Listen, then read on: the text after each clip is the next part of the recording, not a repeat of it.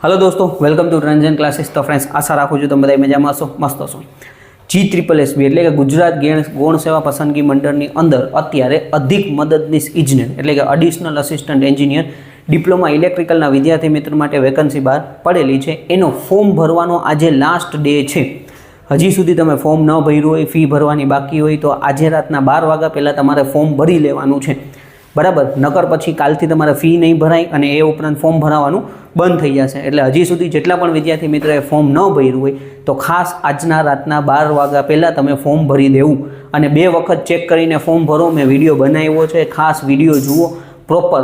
મને મેસેજ કરશો કે હવે આ ભૂલ થઈ ગઈ, ઓલી ભૂલ થઈ ગઈ, તો એમાં હું કાંઈ નહીં કરી શકું। એક વખત તમે સબમિટ કરી દીધું તે પછી એમાં એડિટ થઈ શકશે નહીં, બરાબર।